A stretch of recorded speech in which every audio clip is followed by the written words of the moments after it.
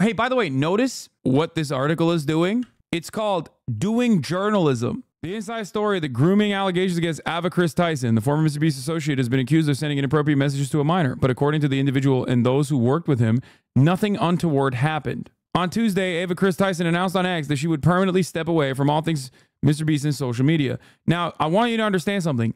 This is the difference between journalism and reactionary fucking shit stirring. Obviously, my analysis over the situation is not changed, regardless of the perceived victim coming out and saying, no grooming happened. What the fuck are you guys talking about? This is ridiculous. But having said that, I do still personally think it's weird to have active discourse with 13-year-olds, especially after you find out that they are still underage. But let's continue. The longtime collaborator and the man behind the 305 million subscriber YouTube kingdom with its own line of Walmart sold chocolate bars and videos that pull in hundreds of millions of views. Donaldson issued his own statement on Wednesday night saying he's aware of the serious allegations and has taken immediate action to remove Ava from the company, my channel, and any association with Mr. Beast. He also stated he would be launching an independent investigation into Tyson's actions. The apologies come in the wake of a flood of new and revisited allegations looking into the 28-year-old's behavior on social media over the past decade. Tyson is a trans woman and has been target of anti-LGBTQ harassment since her transitioning in 2023. This is correct.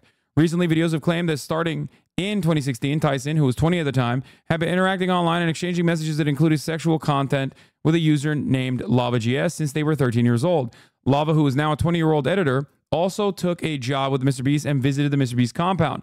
Some online have felt Lava was groomed because of their interactions. Neither the Donaldson nor Tyson returned a request for comment before publication. In a series of follow-up tweets, Tyson shared that they have never groomed anyone and specifically mentioned Lava. In past years, I have learned that my old humor is not acceptable, Tyson wrote. I cannot change who I was, but I can continue to work on myself.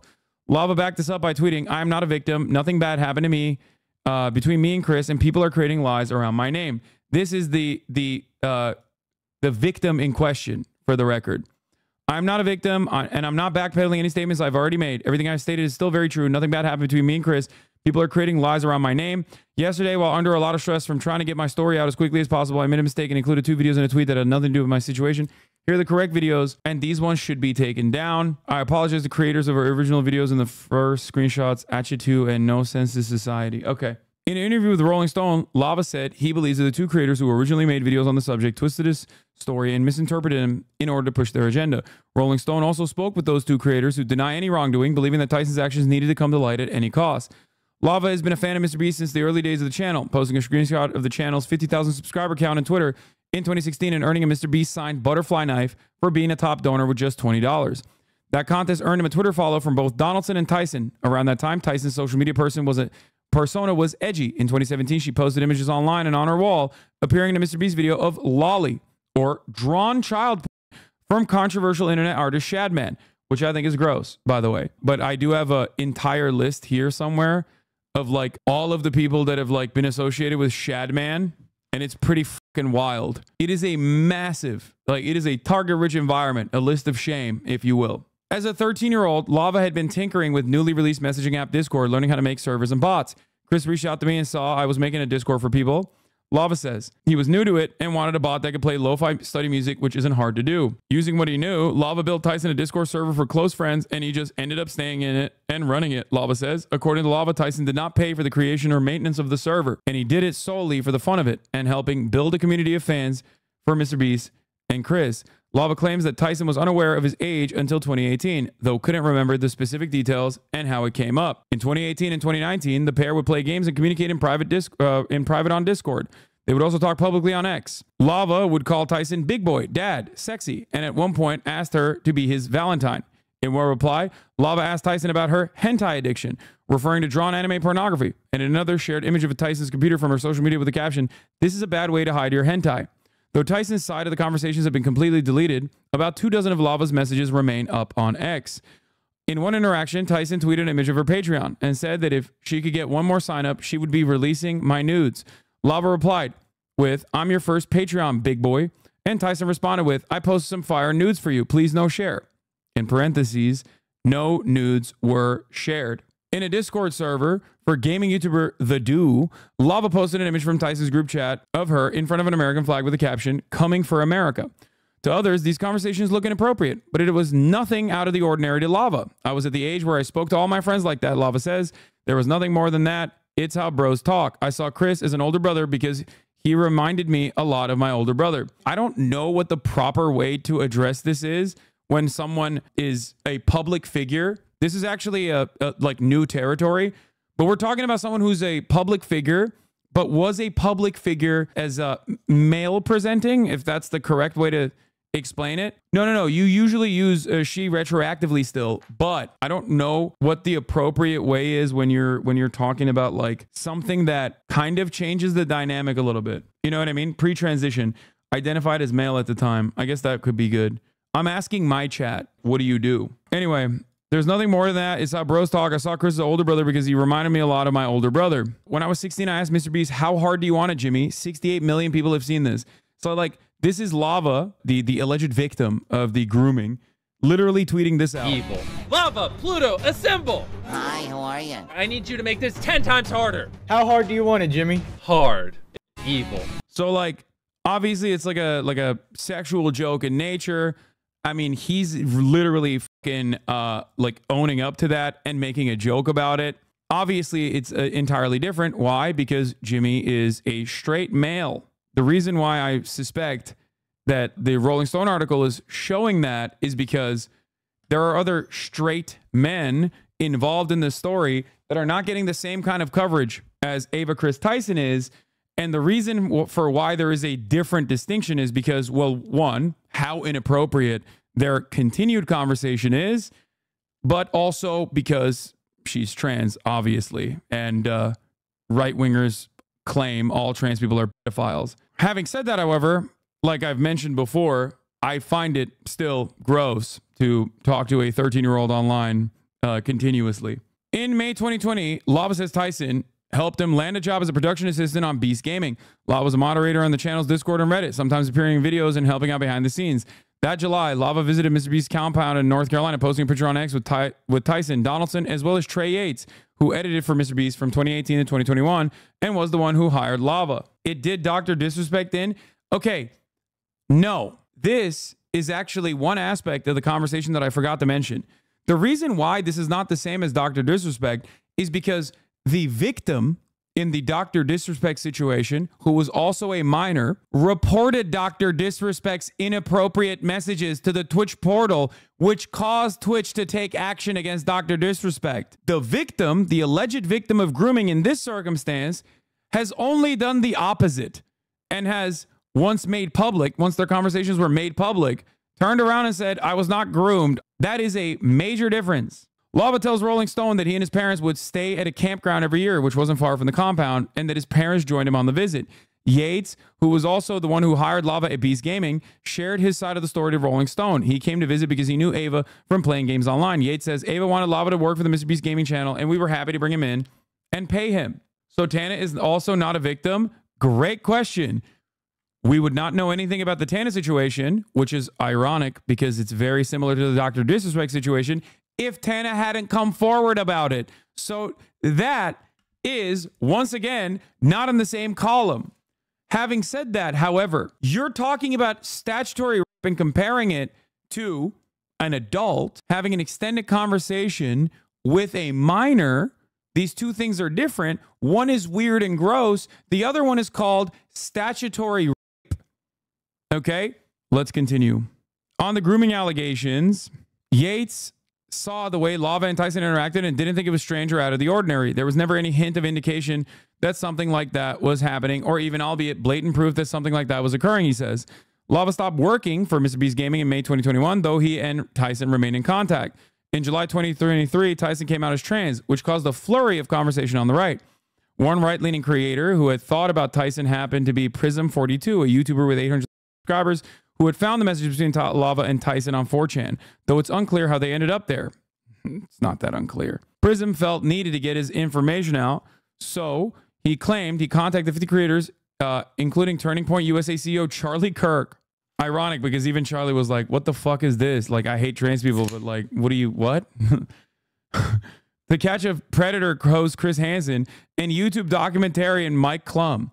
There was also EDP445, a creator who in 2021 was caught YouTube vigilante string operation messaging a fake 13-year-old. Klum is currently making a documentary about him. Prism began to message me directly with vague details about an unnamed creator who will be exposed, and he wanted to see if I could help him. Klum tells Rolling Stone. Given the nature of the accusations, I said I would take a look if he sent them to me. He began to send me more information about Ava Tyson and what seemed to be generally available screenshots or details that weren't actionable given the work I do. When none of the reach outs gained traction, Prism took another approach. In an interview on the Chud Logic podcast, he said he wanted to emulate the undercover work of disgraced journalist James O'Keefe of Project Veritas. Wow, this guy seems like a fucking normal person and not a rabid right-wing freakazoid. He's going on the Chud Logic podcast and he's bringing up an iconic figure, James O'Keefe. Abolish podcast, bro. Abolish it. Mine included. Hey, by the way, notice what this article is doing? It's called Doing Journalism. When you're doing journalism, even on issues that are controversial, weird, gross, or even damn near criminal, you go to actual sources and you ask them questions and you don't like make up your mind ahead of time and then just like fire off the hinges and then have the entire right-wing media cycle go out of control being like, see, trans people are pedophiles. I told you. That's what people are supposed to do. There's an actual coherent timeline of events here and also sources. Prism reached out to Lava in a message seen by Rolling Stone pretending to want to interview an anime fan and that it would be interesting because you worked on the Mr. Beast server. Lava did not answer that message. Dude, by the way, protect the victims guy over here who's like, I'm sorry, dude. If you care about the victim, if you look at a situation like this and you legitimately think grooming has happened to a minor, this is not the way to approach the situation at all. If you, on the other hand, think trans people are pedophiles and I got them, finally, I got one. I caught a situation that I can angle with pedophilic grooming towards a high-profile trans content creator that Mr. Beast has had the audacity to defend, then you do this where you're like, oh, I just want to interview you. For his next attempt, Prism contacted YouTuber Verdius, an 18-year-old with 600 subscribers, and had him reach out to Lava looking for an interview for an editor position. Verdius tells the Rolling Stone that he had no idea that he was being set up or that Lava had anything to do with Tyson or Mr. Beast. He was just looking for an editor. During the interview, Lava says the conversation started with editing questions but quickly devolved into a conversation about internet predators. Prism asked Lava to comment on a video from EDP445 talking about Tyson. On June 13th, Verdius and Prism each released their own video about the Tyson messages, though neither included information from Lava's interview with them. Prism repeatedly misgendered Tyson and included multiple factual inaccuracies, including claiming that the moment he was able to drive, Lava drove himself to the Beast compound, and that the coming photo was sent personally to Lava on Snapchat when Lava claims it was a group message. When reached out for comment, Prism called Rolling Stone fake news and hung up. I really think we have to rehabilitate right-wingers like we do. Both videos went relatively unnoticed until July 18th when YouTube commenter Adrox released a video aggregating the claims that became algorithmic catnip, currently sitting at over 1 million views. From there on, dozens of creators picked up the story, with the largest being Penguinzo, which is sitting at over 7 million views. Prism purposely left out context and did not ask me about specific situations, Lava said. There was nothing bad that happened at all. If I would have told him that, I would have basically invalidated his whole argument, which is why he never asked me these questions. On social media, Prism claims that Tyson talked inappropriately to a 13-year-old, gained viral traction. Anti-LGBTQ activists like Tristan Tate, his brother Andrew, libs of TikTok, have used the story as an excuse to push anti-trans rhetoric. The comment section under Lava's original tweet denouncing the claims is full of comments saying he was groomed and is a gay victim. I do think the alleged victim is protecting Ava a bit. There was clearly inappropriate communication between the two. There's receipts I saw on the H3 podcast. No, I agree. I think that the communication between the two was completely inappropriate. I 100% agree with that. In the podcast with Chud Logic, Prism says, I don't believe men can become women with modern technology, but that's not a point I'm going to make because it's separate from the allegations. In an interview with Rolling Stone, Verdius said he tried to keep his coverage unbiased, but posts on Tyson's private Twitter of her son in heels, and that the fact that she followed the Church of Satan may have made him a little bit biased. For those with experience with Tyson, these serious claims seem to be getting co-opted. All of this is just your typical alt-right influencer trying to push something against trans people because they think they have something, Yates says.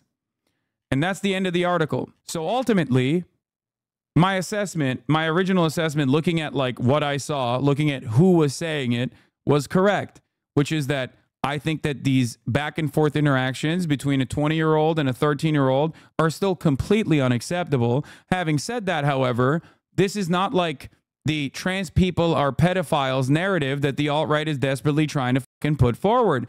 But they're trying to put that forward while clearly demonstrating that they do not give a fuck about the perceived alleged victim whatsoever, considering that the main quote-unquote YouTube commentators that wanted to uncover this secret story as they presented it had no interest in hearing out the person that was supposedly groomed at all. Also, there's a reason why I don't fucking jump the gun on every YouTube drama situation, just like I didn't jump the gun on Dr. Disrespect until he admitted that he sent inappropriate text messages to a fucking minor, which led to his banning on Twitch. Do you know why? When Dr. Disrespect was potentially a pedo and not like openly saying that he was trying to fuck a minor, in between the 2-day time frame or the 1-day time frame, I said, hold on, I'm not going to say that. I'm going to say allegedly, because there's a difference between immediately reacting to a situation and running the fucking table and trying to get a better assessment. Okay.